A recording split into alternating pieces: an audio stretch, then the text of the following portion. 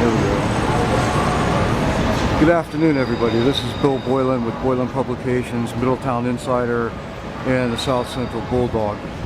We're on Broadway in New York City, standing at St. Paul's Cathedral with Brian Clark, our staff writer, and it just so happens that Brian was also a first responder on September 11th, 2001. And I might mention the fact that this is September 11th, 2017. Brian and I just came from the memorial ceremony at Ground Zero, and we stopped here at St. Paul's Cathedral. Brian's going to tell us a little bit about his experience on 9/11, and he actually stayed at the cathedral while he was down here serving with other first responders. And I'm going to turn it over to Brian now. Brian, give us your side of the story. St. Paul's Cathedral was instrumental in the first responders that came to Ground Zero, because directly behind St. Paul's Cathedral was the North Tower. And it's important to remember that St. Paul's Cathedral, by some miracle, wasn't touched, it wasn't damaged, not a window was broken, and this church was built in the 1770s. I chose to stay here during my time in New York at Ground Zero.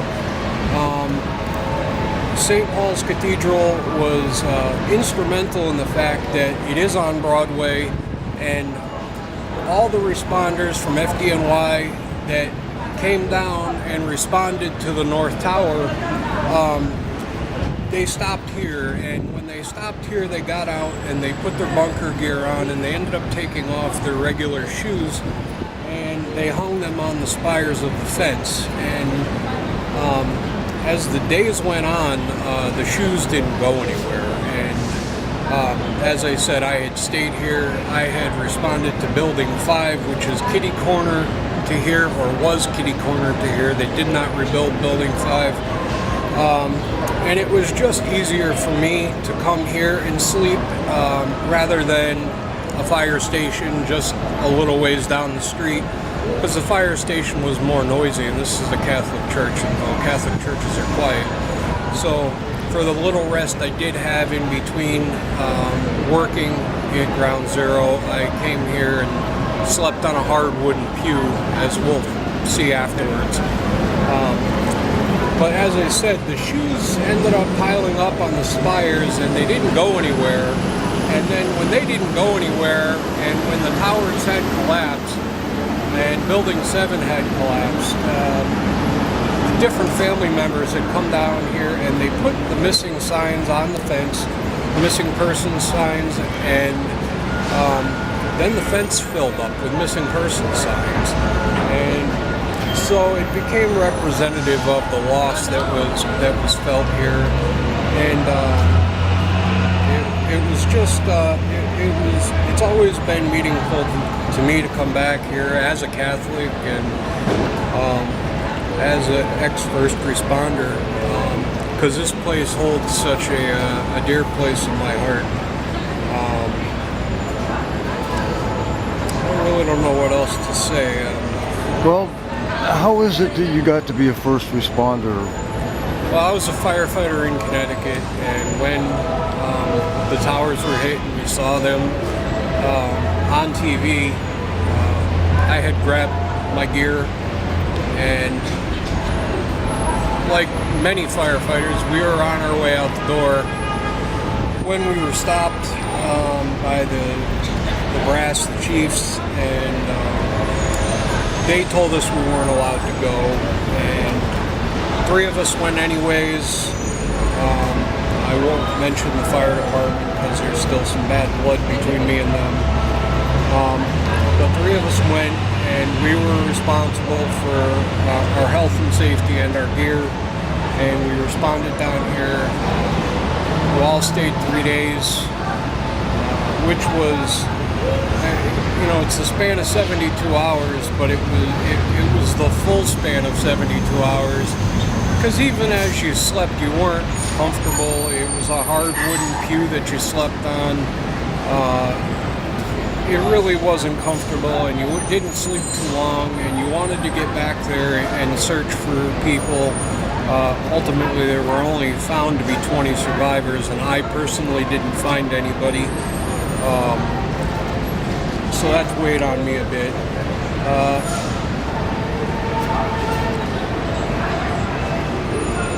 How has this affected you since then? Must have been a very moving and a traumatic experience. You saw things that most people would never dream of seeing. And well, how did that affect your life?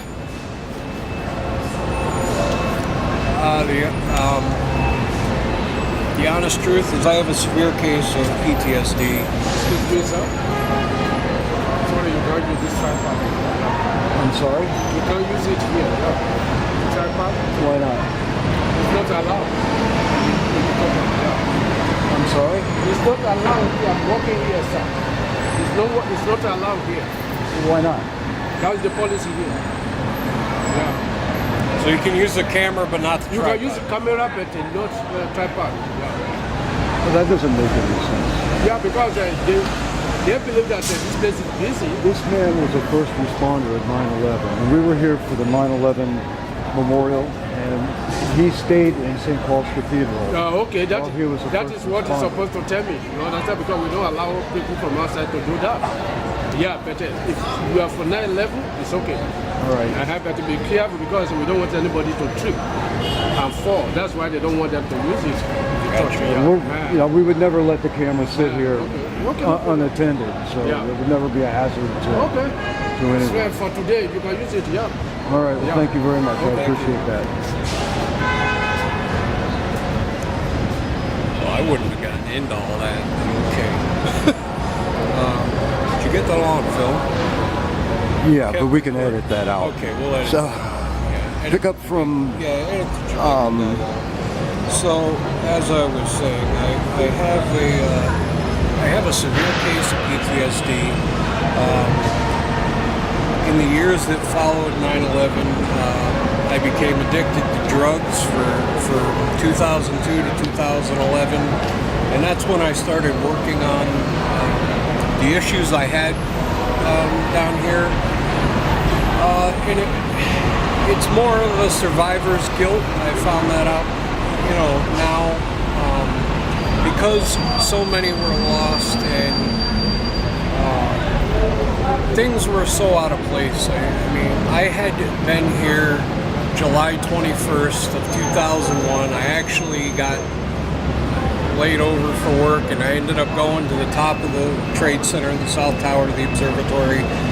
So it was fresh in my mind. So when I came back down on September 11, 2001, to see this area in such a disarray, to walk through a foot of gray ash and see debris that just flowed out from these side streets, to see airplane parts in the side streets, it was surreal, and it's surreal today because I haven't seen this since 2008, and the memorial's here now.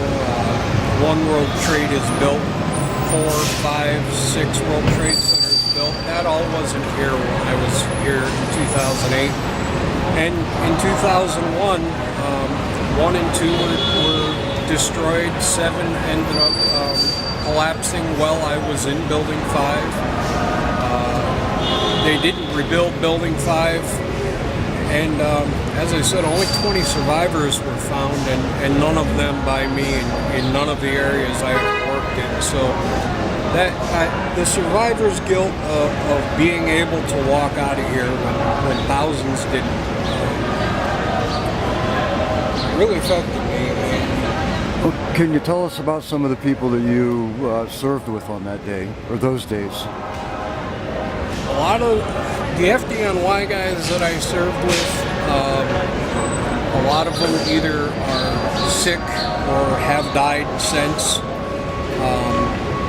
or a lot have just retired.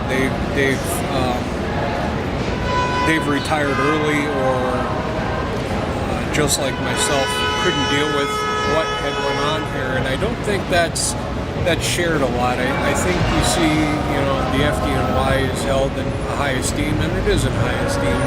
But there are a lot of guys like myself that just couldn't deal with the events that went on here and the loss that went on here.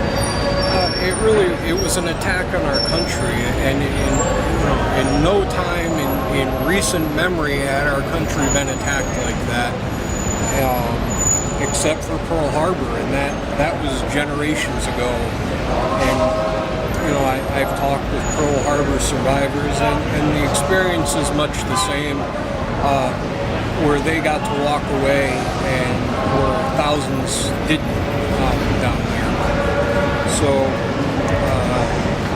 a lot of guys suffer like I did. Oh, is there any particular person you'd like to recognize specifically for the role that they played? Or Jeff Olson, he was a firefighter in Engine 10, Ladder 10, right adjacent to the Trade Center on the south side, and he died in the Trade Center, and he was young, had a family. Lieutenant Greg Atlas from Engine 10, Ladder 10. Those are the two guys that really come to mind for me. all right, well, Brian, thank you very much for sharing your experience with us. It's very moving for me to hear this coming from you, and I'm sure that our listeners and viewers will find it moving as well.